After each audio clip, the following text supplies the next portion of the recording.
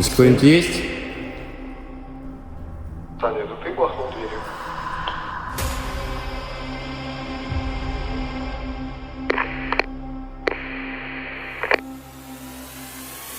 Такое ощущение, как будто здесь захоронена Самара из звонка.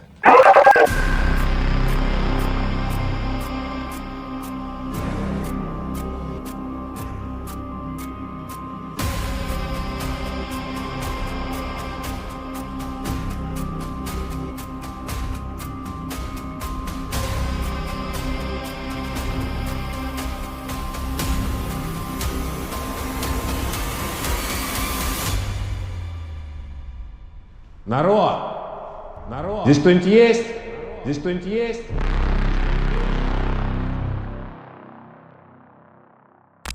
Привет, любители ужасов! Это канал Крик, меня зовут Александр, и сегодня мы отправимся в еще одну заброшенную больницу, находящуюся в Тульской области, в городе Богородицк. Об этой больнице, как и о предыдущей в той же области, очень мало информации. Статья да пару роликов. Кстати, в одном из них парень утверждает, что в этой больнице обитают призраки. Привет, дорогие друзья! С вами Сталарс, и сегодня мы находимся в Богородицке. Спросите, почему мы именно здесь? Мы приехали в заброшенную больницу, где мы читали по слухам, слышны ночью стоны, звуки. И люди начинают думать, что здесь обитают призраки. Приезжали отряды полиции и никого не наблюдали внутри. Но я скептик, и поэтому мы отправляемся туда вместе с вами, чтобы проверить эту больницу на предмет паранормального. Это строение со стороны выглядит очень масштабным, и отстроено оно в чертах сталинского стиля. Также пишут, что она долгое время была единственной городской больницей, расположена на территории парка Бобринских за Казанским храмом. Пациенты, идущие на поправку, могли в часы прогулок выйти в парк, чтобы подышать свежим воздухом, что и стало ключевым моментом в выборе места постройки этого здания. С годами больница начала разрушаться, и ее переселили в другое место, а само здание постепенно, но неминуемо разваливается по сей день. А еще в интернете сказано, цитирую: «Богородчане это место не любят и стараются обходить его стороной. Ведь больницы, при которых еще присутствуют морги, связаны с самыми тяжелыми жизненными страницами». Устраивайся поудобнее, прожимай лайк этому видео, подписывайся и не забудь прожать колокольчик. Ведь только так ты будешь всегда в курсе новых видео на канале. Приятного тебе просмотра, погнали! Одним прекрасным днем звонит мне Саня и говорит: поедем-ка снимем прикольную заброшку.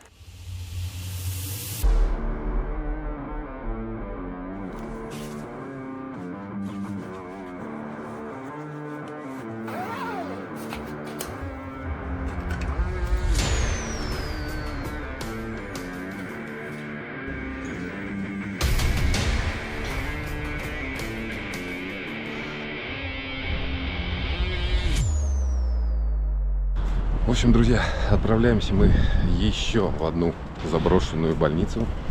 Сегодня погодка, конечно, не шепчет, в том понимании, хотя бы нет дождя, но ветер ужасный. У нас тут все падает, деревья, заборы. Надеюсь, нам это не помешает отснять все то, что будет там. Вот. Ехать нам 2,5 часа, почти 200 километров. Отправимся мы сегодня вот на этой малышке. Мы решили, что сегодня джип-гайд нам не нужен. И по идее, смотря по карте, там хорошая дорога, и не нужно будет где-то идти по каким-то, ну, я не знаю, там что-то, грязь или еще что-то такое. Вот, по идее, она там стоит возле дороги, поэтому проблем с подходом именно к ней, я надеюсь, не будет.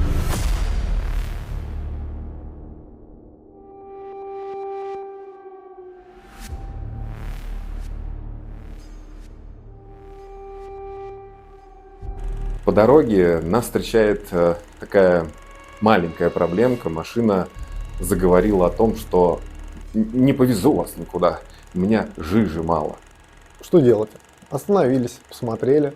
Ну, в целом ничего критичного не случилось на самом деле. Видимо, просто сработал датчик на какой-то. на каком-то повороте. Может, то, что это от уровня чуть упала. Ну да. Как шпалка это уровень, да, я так понимаю? Ну, наверное. Крылечко там упало. Посмотрев, естественно, мы поняли, что вроде как добраться, доехать до места сможем и отправляемся дальше.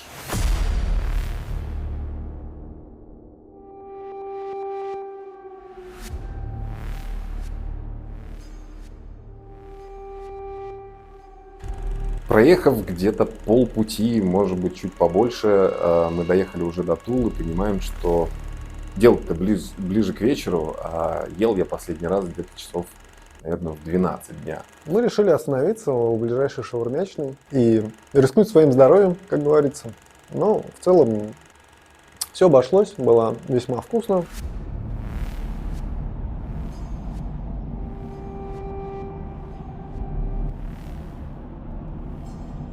Мы наелись и продолжили свой путь. Уже въезжая в сам город Богородицк, мы палим, что прямо возле трассы находится кладбище.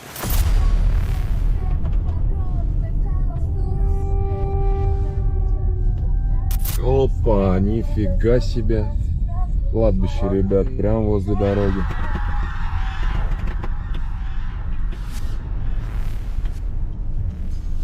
Просто оно потонуло из-за снега, вообще воды куча.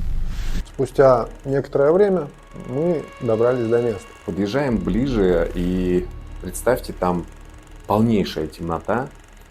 Все фонари, которые с дороги, светят само собой на дорогу. То есть здание само не освещается, только светом фар. У меня вот здесь вот пятак, вот здесь и вход, грубо говоря. Ну да, вот ты можешь жопой туда въехать. Или наоборот мордой, чтобы осветить это все. И уже поворачивая прям на здание фарами, мы замечаем, что что-то там промелькнуло.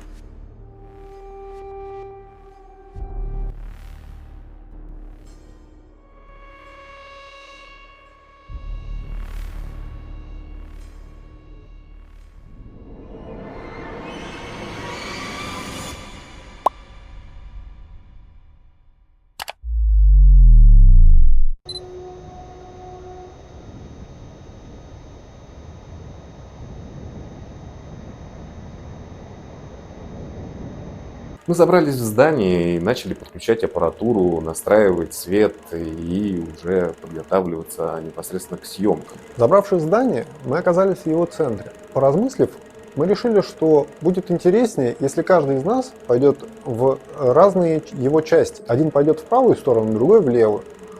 Так мы пройдем все 3 этажа и, объединившись вместе, спустимся в подвал. Все? Да, погнали потихонечку. Как я уже и говорил, я об этом здании толком не знаю нифига. Здесь очень много комнат.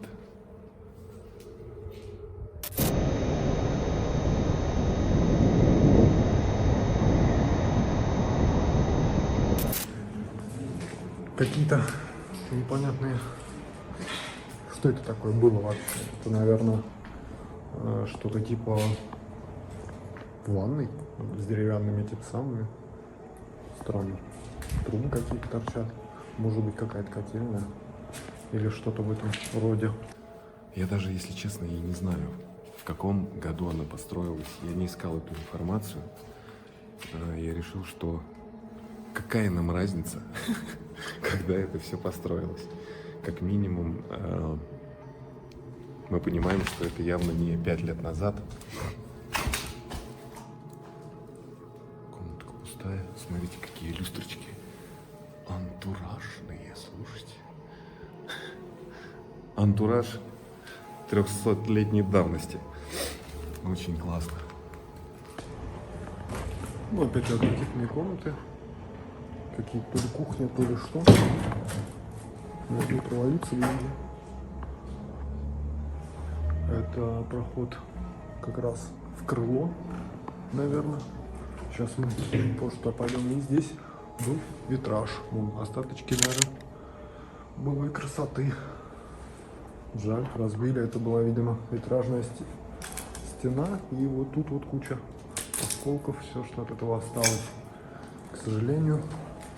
По мере удаления друг от друга становилось все более жутко. Хоть мы и были не на большом расстоянии друг от друга и, в принципе, видели друг друга, но слышать уже не особо получалось. У нас при себе были рации, и в какой-то момент, открыв одну из дверей, я заглянул туда, посмотрел, что там пусто.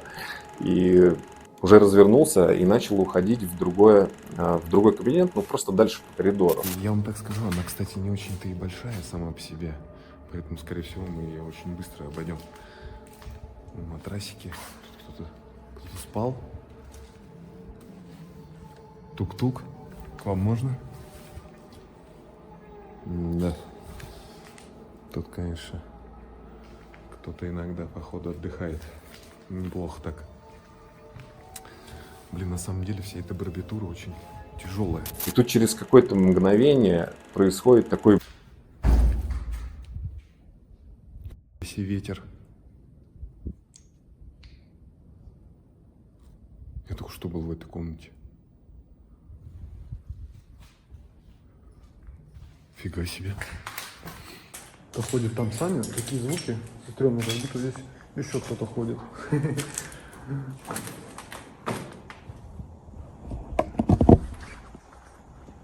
Что там? Как призраки твои.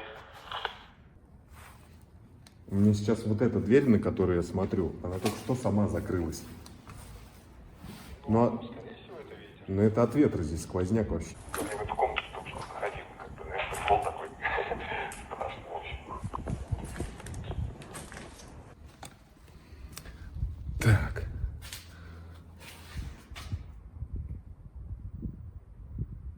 Слушай, а тут прям выход на улицу здесь есть. А, да? У меня такое ощущение, как будто кто-то в подвале есть, короче. Ну, это будет не прикольно.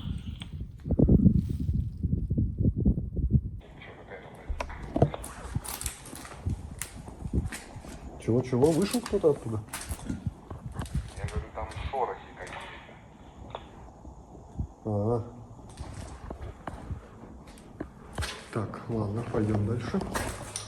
Потихонечку. Это крыло короткое, там лестница. Тут какая-то как.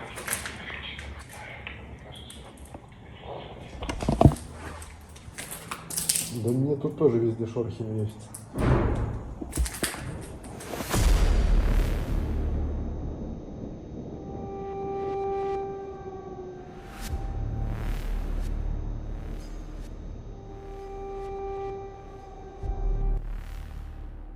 Здесь кто-нибудь есть? Саня, это ты бахнул дверью? Да нет, конечно, это либо ветер опять, либо кто-то балуется. Стрёмно, блин. Да не ссы, все нормально будет. Я на второй. Посмотрим, что здесь. И тоже пойдем потихоньку на второй этаж. Ну, в целом какие-то душевые. Ну, просто комнаты закрытые. Все.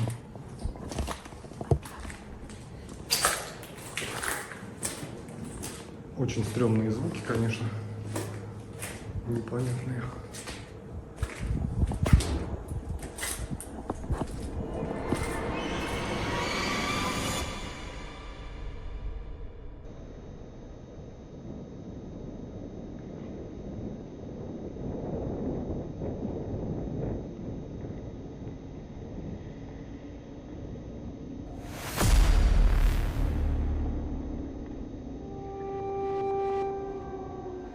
Так как в этот день и так было очень ветрено, то в самом здании из-за того, что почти все окна были разбиты и только малая часть из них была заколочена, по всем коридорам гулял ветер. Поднимаюсь на второй этаж, и, как вы думаете, естественно, там хреначит ветер с такой силой, что там двери все шлепали, как будто у ветра там была какая-то дискотека.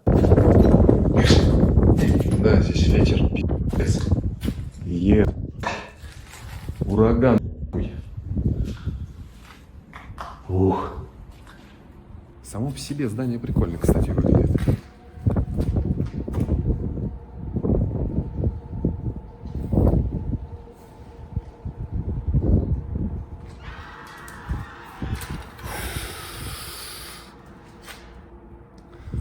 Так, ну что, заглядываем. Здесь кто-нибудь есть?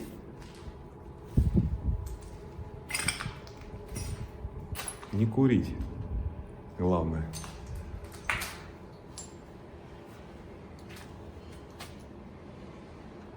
Как в каком-то Silent Hill. Закрытая. Ну, собственно, планировка абсолютно ничем не отличается. Везде одинаковые квадратные комнаты, люстры и облупившаяся краска на стенах.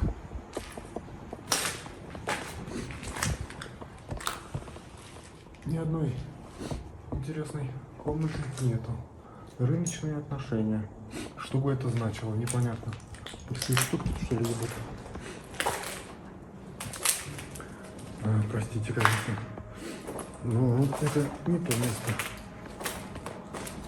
Не подходящее для публичного дома. Какие-то непонятные символы, чтобы означало М912. Как будто номера квартир. Но вряд ли кто-то писал номера квартир маркером на стенах. Ого, а тут как будто бы горело у кого-то.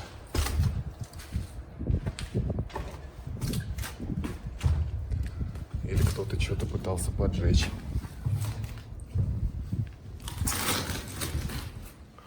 Да? Ну, как будто бы да.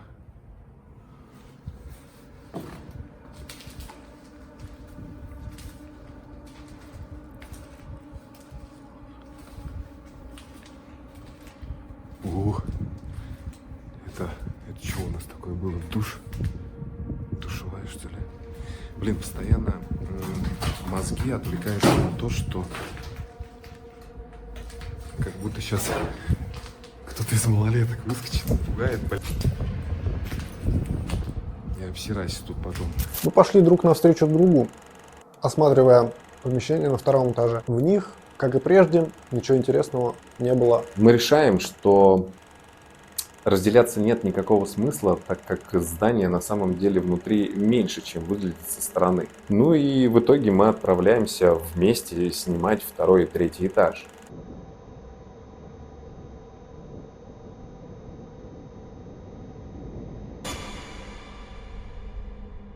Пойдем сходим на третий этаж еще. Пройдемся. Ну, честно, тут все однотипное. Туалет с люстрами.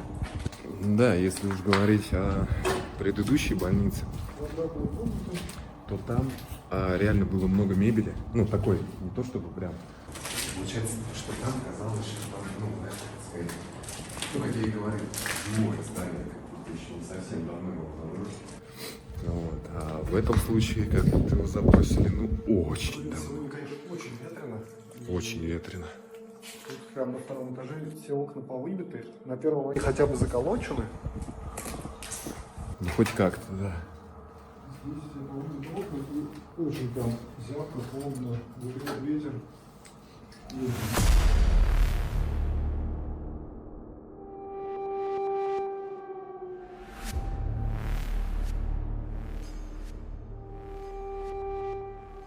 Третий этаж почти не отличался от второго и первого. Единственные различия были в том, что там были большие арочные окна. Мы обнаружили комнаты, которые были сделаны как новый ремонт. В них были остатки пластиковых окон, естественно, без стекол. Была современная плитка на стенах. О, смотри, здесь какая раздача.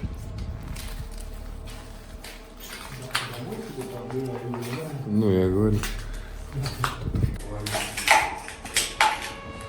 Ну, тут вообще всегда однотипные комнаты в любом цене. Ну да. Ну, в принципе, это нормально для больницы. Да, тут есть лифт, я уже ему. А я не видел. Неплохая шахта такая.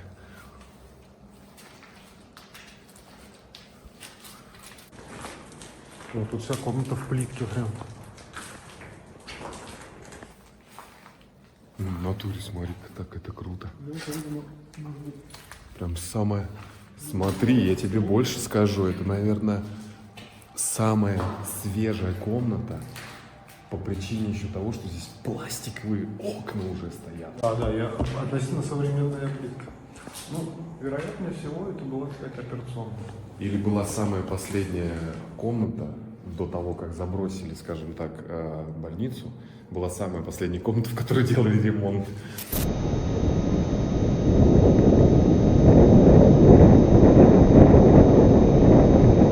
В общем, осмотрев весь второй и третий этаж, мы решаем, что пора отправиться в подвал. И остальное все осколками металла. Только Сань, аккуратно там ноги, чтобы не пропороть. Ну, да. А ты тут не был? Ну, вот туда внутрь не проходил, потому что я не захотел по осколкам бродить.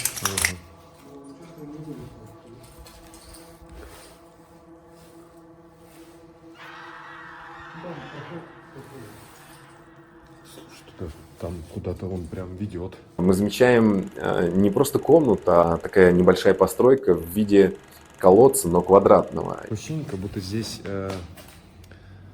захоронена Самара из звонка.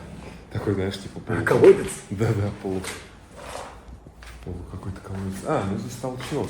Куда? Вот Да там, ну, как бы ничего нету. Ну да.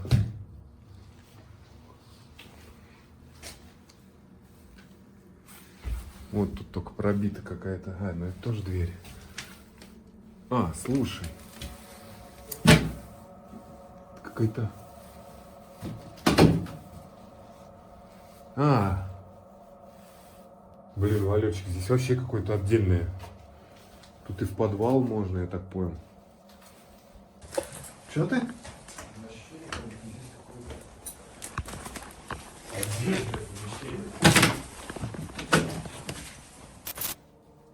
То есть мы бы сюда не пробрались бы никак. То есть здесь доски заколочены, крыша как будто вообще отдельно.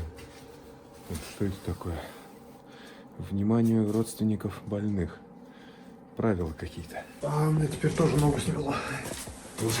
Это какое-то проклятие, что ли? Проклятие заброшенной больницы. Сводит нога.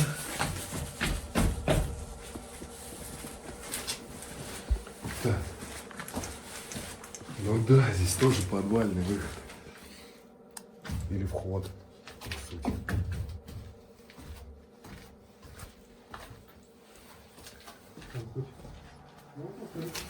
Слушай, пройти-то можно, но здесь ебаски холодно.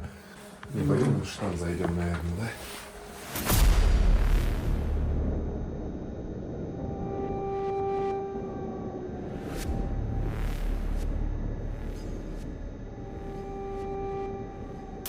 Дойдя до него, на удивление, там оказалось теплее. И мы прошли внутрь. Нас встретил большой зал, покрытый голубой плиткой, которая навевала мысли о бассейне. Слушай, а что это интересно здесь было? Смотри, какие-то ступеньки такие. Может, это местная лаборатория? Смотри, здесь видишь, какая-то вот эта Бассейн? вот. Блин, мне уже рука устала. Или это был морг? Другую поменять. Это как будто я не знаю, что это. Что это могло быть? А, народ, как думаете? Что это за камера такая?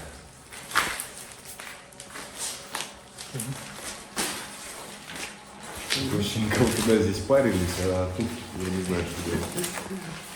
Ну, есть предположение, что это был морг. Мозг? Да. А где же тут холодильники располагались? Ну, где-то. Ну, обычно вообще в больницах, в подвалах всегда морг. Ну, логично. Конкретно, может быть, не в этом помещении, но в каком-то из подвалов он точно был. Так, пойдем тогда в то крыло, что ли.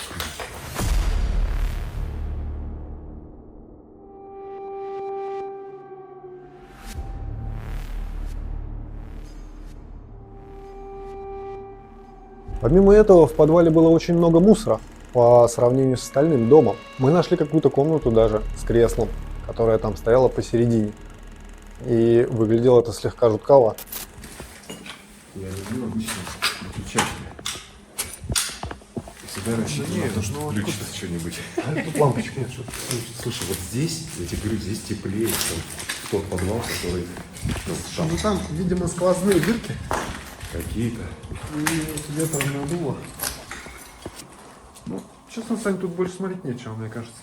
Ну, какая-то мебель. Мебель. Не порыйся.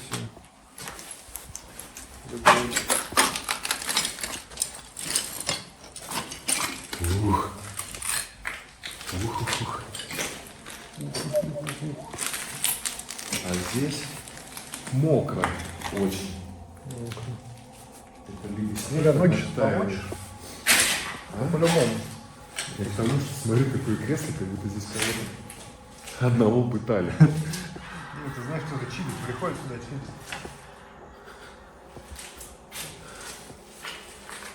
Ну, да. Ну как это стекает. Лютая хрень.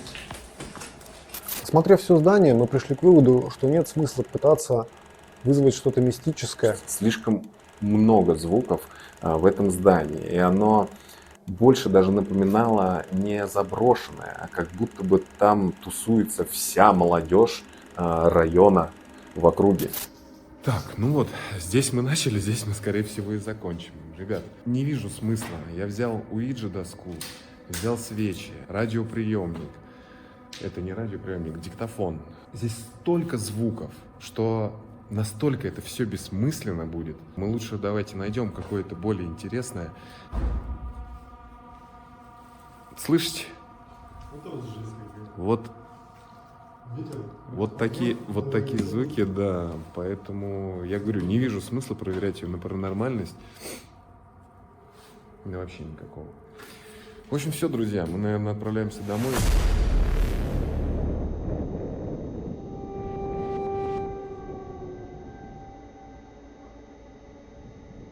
Эти съемки мне дали понять, что, отправляясь в подобные поездки, рассчитывать на то, что все пойдет по сценарию, не стоит. Изначальная цель была проверить эту больницу на предмет паранормального.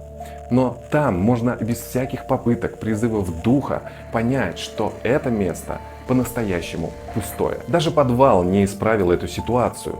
Мало того, что там было дико холодно, так еще и ветер создавал множество искусственных жутких звуков. А теперь вернемся к случаю с тенью в окне.